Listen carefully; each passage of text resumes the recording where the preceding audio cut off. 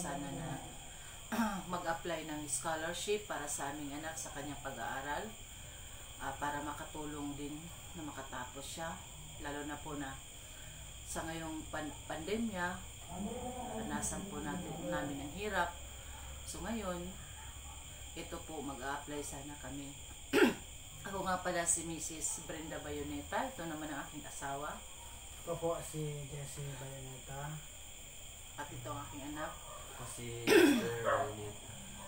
Kung bakit po kami nais mag-apply ng scholarship, dahil alam niyo po naman, hirap talaga ng buhay ngayon.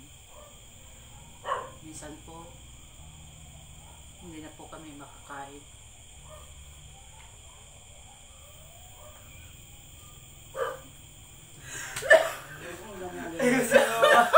Sa laki ng katawan mo, hindi mo makakain.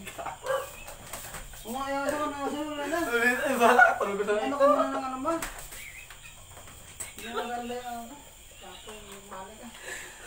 Tulog tayo. Last na to. Minsan. Balik mo lang, balik mo. Ikating lang kasi. Huwag mo na ikatin. Ayun na kay. Diretso na tayo. Sa hirap po ng buhay, sa totoo lang po, mahirap po. Minsan na lang po kami makakain sa isang araw. At saka, ang trabaho po naman ng asawa ko. Hindi naman na.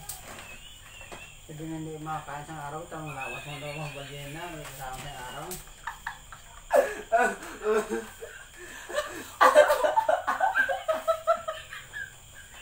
Mahiya ka naman sa sarili mo. Grabe ka naman. Mali na nga siya. Minsan ako, ano ba ito? Kaya nga ka nagpapaawa ipik. Na ano ka ba? Ganyan na lang kumakain. Kita mo. Hindi na lang maniwalang galanta. O sige. Yung nga sana yan. O sige. Ready na. Sa hirap po ng buhay, wala na pong trabaho ang aking asawa. Minsan po, nanghahunting na lang po siya ng baboy sa kapitbahay. Ayaw mo siya niwas mo. Ano yan? Tulog tayo. Bahala ka.